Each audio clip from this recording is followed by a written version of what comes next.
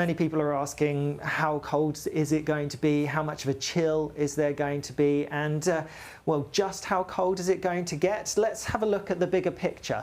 And currently there's low pressure to the north of us. And if I get rid of the jet stream and instead put our air temperature, and you can see, or our 850 temperature, so the temperature at the 850 hectopascal layer, and you can see this cold air that's already affecting northern parts of the country. Much milder towards the south at the moment, but we do have this cold front across us, and this cold front is bringing rain, yes, and it's also marking that boundary between the colder air. As the cold front sort of fizzles out as we go through into Saturday and more so Sunday, we see that colder air making its way further southwards, and so whilst it's looking still quite warm in the south on Tuesday, it's chillier further north, and then that colder air more widespread as we go through Sunday and more so into Monday as well. So a chilly feel. And then, actually, one thing that I wanted to highlight before I go too far on is just the wind direction, because you can just see all the time, generally our winds are coming from the north or the northwest, really, as we go through the next few days. That's because we have low pressure generally to the north of us, and that's dragging our air. Remember, in the northern hemisphere, different to the southern hemisphere, which I showed in the deep dive the other day, our winds go in an anti-clockwise direction around low pressure, and so that's why we're dragging in our colder air from the north. The north is a cold direction for sure because of the pole, but as we go, I keep saying as we go through Tuesday and into Wednesday, we stick with that northerly flow, and if I put the temperature layer back on, you can see we stick with that colder air coming in. But a couple of things that I can show you then. Let's pick a couple of places. Let's pick Birmingham, for example, and looking at our maximum minimum temperatures, and you can see at the moment temperatures are around not too far off average, so you know, in any sunshine, feeling relatively warm through today and also Saturday, but a marked drop in temperatures with that colder air plunging south between Saturday and Sunday, so going from around or a little bit above average to a few degrees below average. And you can see that both by day and also by night, so some chillier nights to come across southern parts through the latter part of the weekend and next week. But if we head further north, for example, actually let's go to Stornoway. I'm close to Stornoway, there we go. And actually that colder air is already here, so temperatures staying similar to what we have at the moment as through the next week, albeit maybe a slight rise in overnight temperatures, maybe a bit more cloud at times, so less chilly, less of a frost maybe, but it's staying chilly with temperatures generally a bit below average already across the north, and eventually that's going to make its way further southwards as well. We can see that in a different way.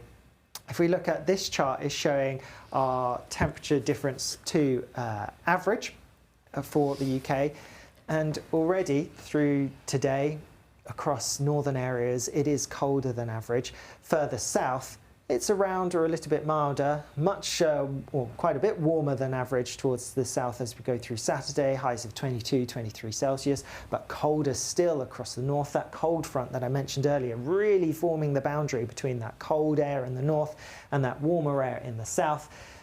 And then, as I mentioned, that cold air becomes more widespread, and it continues with us in that vein through Monday and more so Tuesday, so a pretty chilly day. Oops. I put minimum temperature on there accidentally. A pretty chilly day through Monday and also Tuesday as well. So things look set to stay quite chilly for a little while yet. Another way that I can show you that is, here we go. If we look through the next few days, and this is our most likely setups for each individual day, and generally low pressure is around us, and because of the position of the low pressure, the air that we're dragging in will continue to be from either a northerly or a westerly direction. If we just run through, let's just start a few days ahead. And where are we now? Thursday the 14th of May. So next Thursday, and you can see the most likely setup has an area of low pressure just to the west of Scandinavia. And so remember the direction of our winds. Yes, a north or northwesterly wind coming through. Even the second most likely setup has that low ever so slightly further across into Scandinavia. That would bring more of a northerly, but both of them going in line with the idea of cold winds coming towards us. In terms of what happens thereafter, And as we go towards the end of May, I haven't double checked this, but I'm optimistically hoping there are some signs of higher pressure returning. So we could start to see things becoming a bit more settled. Low pressure disappearing, high pressure returning, a bit more settled, a bit mild, a bit warmer, as you would expect, through the latter stages of May and more so into June. Looking awfully far ahead for that. One other thing that I can show you on that front, or a few other things. So this chart, this table is showing us whether or not our general flow is going to be coming from the south or the north, and the blues indicating through the next week or so that a northerly direction is most likely. So that's why things are going to stay pretty chilly.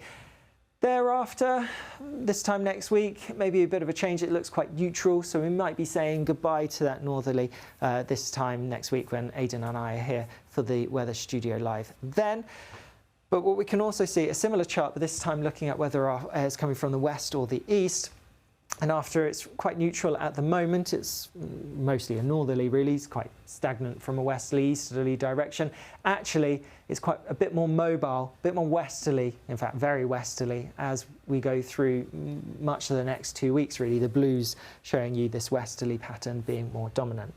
Then finally, just wanted to highlight, looking at ECMWF for next week, unsurprising, based on everything that I've just been through, it's colder than average. Looks most likely for next week, several degrees colder than average really for the UK.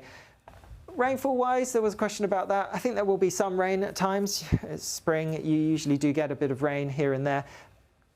Looks actually for many places around average rainfall wise for next week. Coastal parts, however, just perhaps seeing a bit more rain at times. Towards the central belt, it's highlighting could be a little bit drier than average. But yeah, generally near normal when it comes to rainfall, which for some people will be welcome news after the prolonged dry spell we had towards the end of April.